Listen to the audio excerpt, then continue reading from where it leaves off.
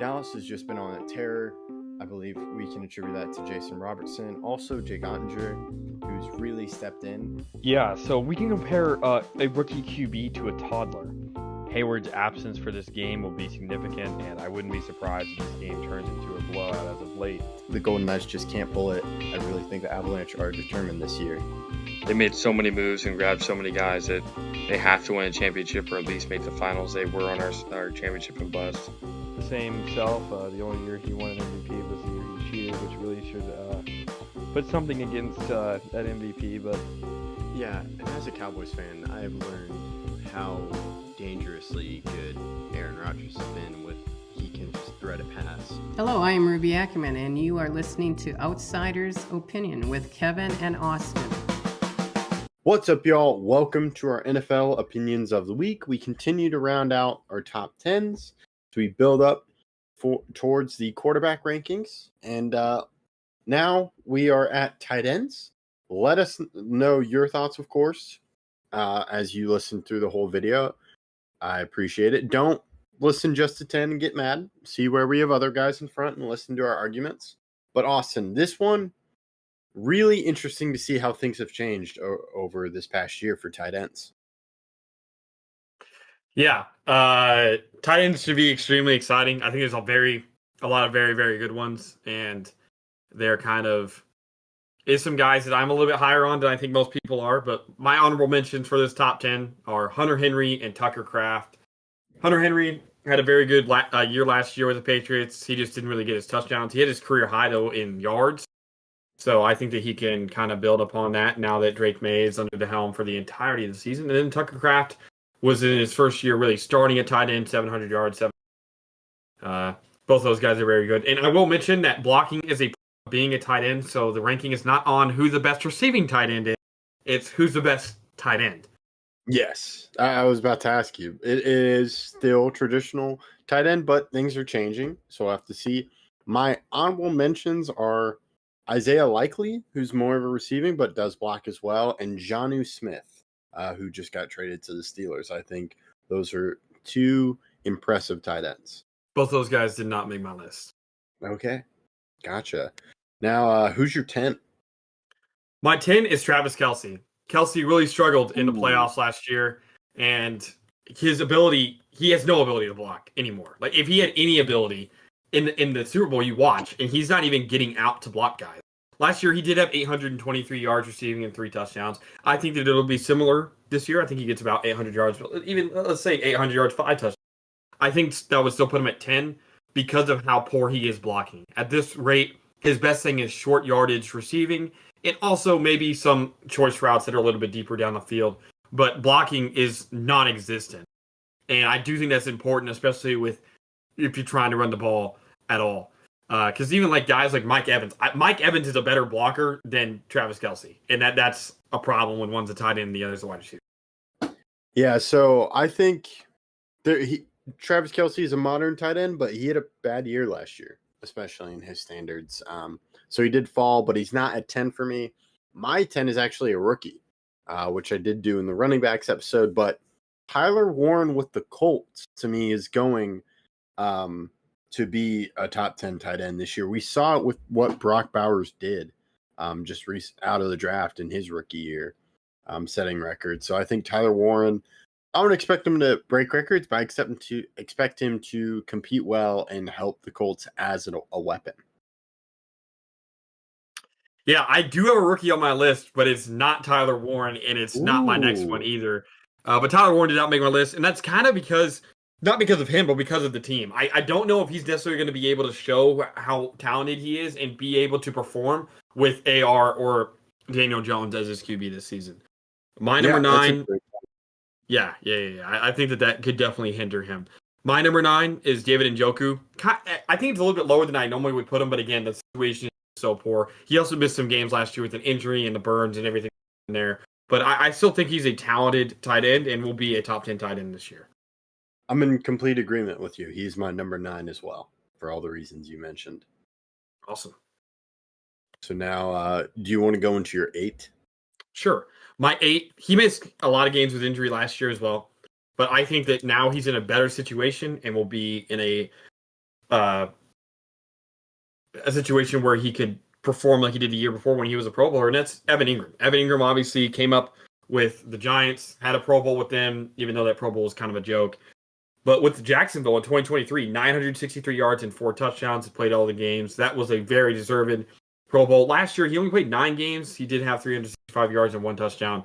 But I think Bo Nix will like to use him. Also, tight ends under Sean Payton are usually very good. They're usually get a lot of receptions, whether it's Jimmy Graham or Jared Cook or other guys. I think that the Saints-ish offense that the Broncos will run this year will include Evan Ingram, and Evan Ingram will be able to have a productive year. All right. He did not make my list, but I can see the argument why he should be on in the top 10. My 8 is another guy that struggled and was a top tight end to me and in the top 5, but Mark Andrews has really struggled with the Ravens, but I do think he gets better. But given the other guys, and I project them to be higher, and Andrews, I think it is to be seen what he does for the Ravens this year. As I did honorably mention Isaiah Likely, and they are both on the same team. Mark Andrews had 673 yards last year, and he struggled catching the ball, especially in the playoffs.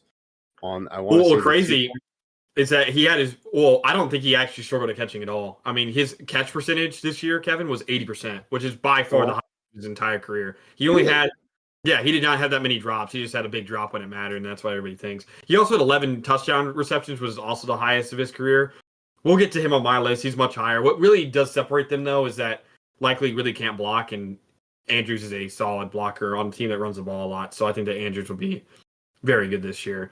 We'll get to him eventually for me. He's substantially higher, but the big drop does. Everyone thinks he can't catch the ball now because of that big drop. But again, he's steadily improved his catch percentage from his rookie year being 68% to 2 years being 74%, and this past year being 80%.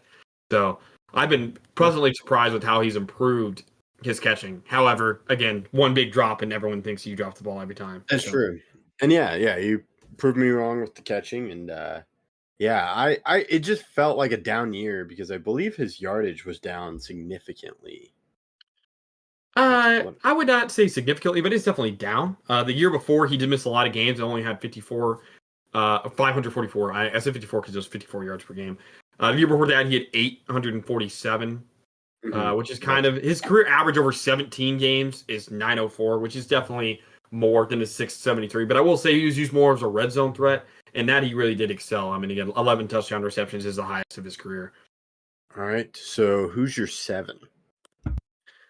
My 7 is Sam Laporta. Sam Laporta did have a sort of down season last year. However, I don't know if that's going to be the same. We don't know how, without Ben Johnson, how that's going to be. Last year, he had 726 yards and 7 touchdowns. But I do think that he will be around the same amount this year. And I think that if he gets around 800 yards and 8 touchdowns, also contributing in other facets of the game, that he will be a top 10 touchdown. All right. Now my 7 is Dallas Goedert with the Eagles.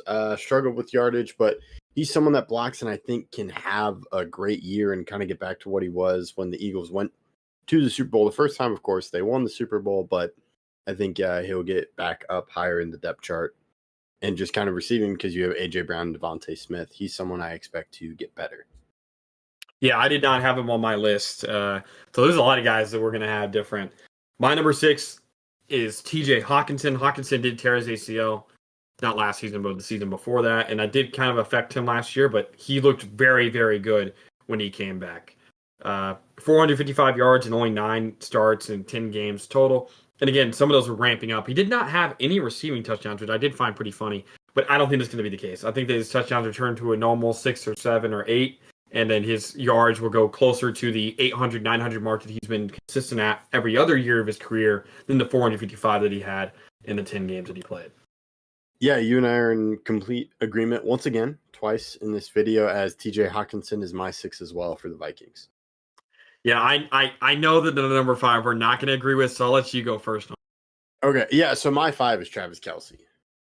Oh, okay, okay. So, yeah, I think it was just a really bad year for him, especially in the Super Bowl. You mentioned blocking.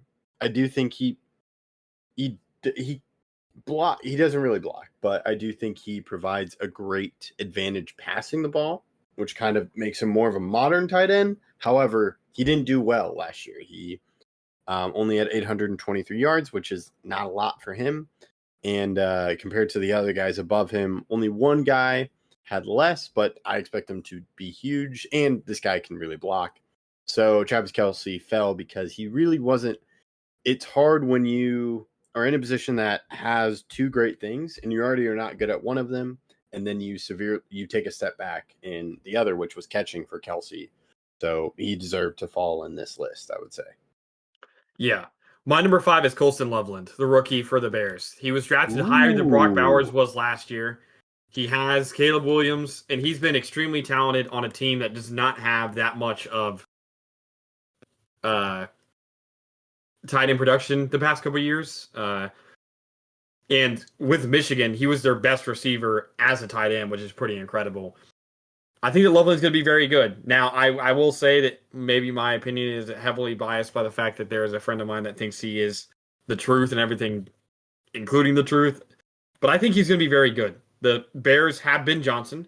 If we remember, Ben Johnson was extremely integral in Sam Laporta being one of the best rookie tight ends ever. And then obviously Brock Bowers surpassed that. But I think Colston Loveland could have a similar year to rookie year Sam Laporta. And if that's the case, then he will be a top 5 tight end. I'm very interested in Colston Loveland because I expected Tyler Warren to go first, but Colston Loveland, I believe, no, never mind. He was second tight end, but Tyler Warren did go first, but I just thought it was Tyler Warren was the only tight end that would be taken. But yeah, so you do bring up a lot of good points, and we'll have to see. My number 4 is Trey McBride from the Cardinals, had 1,146 yards. Has proved to be a great weapon for the Cardinals, and I think he continues to grow. Okay. My number 4 is Mark Andrews. This is where we finally get to him. Another reason why he's so much higher on my list than yours, I think, is that his ability to block really does help the team.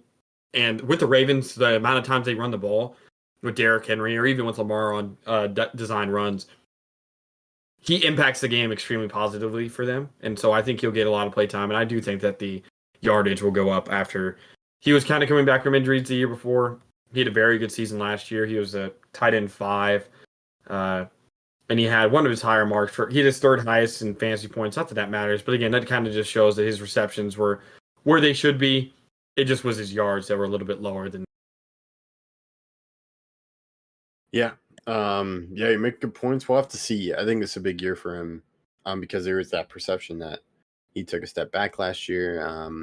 Of course, that game's going to be in a lot of people's minds, but he has a whole season to disprove it. We'll go into my 3. This guy came on to the scene as a rookie last year, and to me, that's Brock Bowers with the Raiders. 1,194 yards, 17 games. He's someone that I think can block, but provides a great passing weapon. Okay. My number 3 is Trey McBride. McBride only had 3 touchdowns last year. If you include, actually, I think he had 4 because he also had a fumble recovery. So he only had 2 receiving touchdowns, and obviously that came after my team was already out of the fantasy playoffs, so that sucked. But he was amazing in every other facet. 111 receptions, which is remarkable, along with almost 1,150 yards. He had 1,146 yards. He only had 6 receiving touchdowns in his career. It kind of reminds me of Kyle Pitts a little bit. But if he could ever get to touchdowns, I mean, he'll easily be a top 3 guy. All right. My 2 is Sam Laporta for the Lions. He's the guy that didn't make 1,000 in the top 4. He's at 726 yards this past year. But I really am interested in this Lions offense without Ben Johnson and what he can bring to this offense. And, of course, he's a great blocker, so I do believe his receiving goes up this year. Okay, we'll see. I'm a little bit lower on him than you, but I could see him being that high. I believe we're going to have the same one. Because my number 2 is Brock Bowers. Brock Bowers was amazing his rookie year, and I think that now that he has a better QB, he will continue to improve. He had more yards and touchdowns than Trey McBride. He still is not the greatest blocker in the world, but that doesn't really matter when you're putting up the level of production he does receiving. And I think that with Geno Smith, he will improve and have more yards and touchdowns than he did even last year. Yeah. I'm interested to see what Brock Bowers does and that whole Raiders team. So now we can go into our one, which I'm sure is for you, George Kittle, 1,106 yards, 15 games. Yeah, I'm sure he fought through a lot of injuries, did deal with some injuries and had to miss some games, but he is a guy that really enjoys blocking. As I remember, we talked about him in the tight ends documentary, but also is a great athlete and makes some incredible catches and then can get runs after the catch or run after the catch. Yeah, and I think it's just the fact that he is such a good receiving tight end with the fact that he's a great blocker. I mean, last year he had 73.7 yards per game. It was his fourth season above 70 yards per game. He also added on to that 8 touchdowns. Like you said, 1,100 yards. He is amazing and the best blocking tight end in the league, or very close to the best blocking tight end in the league. Let's look at pure blocking numbers. And he's also, you could argue, one of the best receiving tight ends in the league. When you put that together, you get I'd say he's really close to becoming a Hall of Fame level player. I don't think you'd get in if he retired today, but 6-time Pro Bowler, 2-time All-Pro. He's also 3-time All-Pro second team. So All-Pro is just All-Pro first team. So he's had 5 All-Pro teams. And if he keeps this up by any mark, I think he's only played 8 years. And so I think that keeps this up for another 3 or 4 years, he's easily a Hall of Famer. Yeah, he's just an incredible player and has taken that mantle of best tight end in the league because he does both really well. So let us know your thoughts in the comments. We appreciate you listening to Outsiders Opinions.